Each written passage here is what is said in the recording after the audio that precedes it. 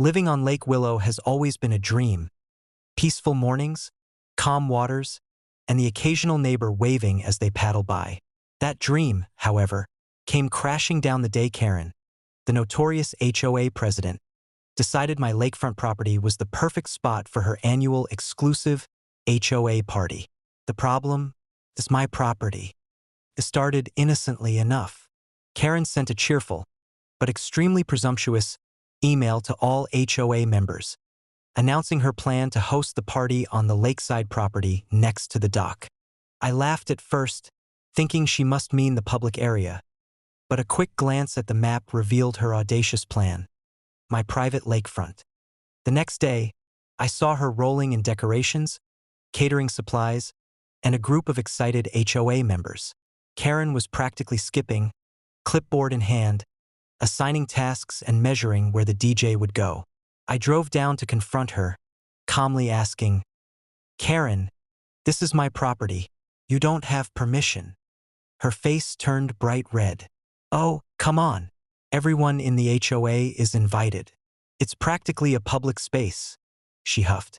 "You can't just block fun for everyone." I smiled politely. "Actually, I can, because it's my property, and I prefer a quiet evening without your party." Karen's expression shifted from irritation to full-blown rage. She waved her arms like a storm cloud about to explode. "You're being selfish.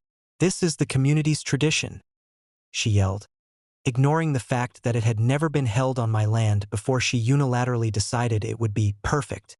That's when I calmly pulled out the no trespassing signs I had printed earlier and strategically placed them across the access points to my lakefront. Karen stopped mid-sentence, blinking at the bold red letters. I could practically see the steam coming out of her ears. "Signs? Really? You'll ruin everyone's fun?" she shouted, pacing back and forth. I just nodded.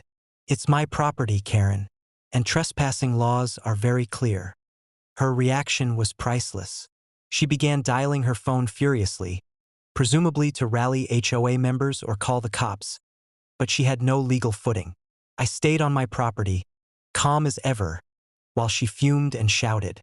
Neighbors gathered quietly at a distance, some stifling laughter, others filming the meltdown for posterity.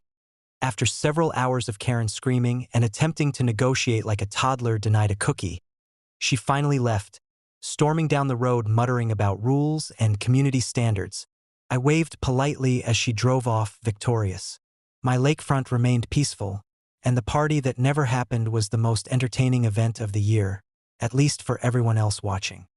By the end of the week, Karen had sent a flurry of angry HOA emails demanding that I allow the lakefront party and threatening fines. I calmly forwarded copies of the property deed and local trespassing laws to the board, making it clear that no fines would stick. The HOA quietly dropped the issue. No one wanted to side with someone who clearly had no legal claim. Sitting on my dock that evening with a drink in hand, I reflected on the absurdity of the situation. Karen had tried to force her vision of fun onto my property, thinking intimidation and entitlement were enough.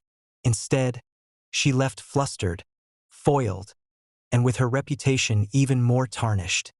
It was a simple victory, really.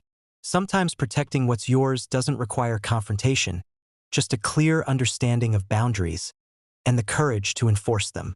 Karen had tried to storm my lakefront like a self-appointed ruler, but in the end, the lake was mine.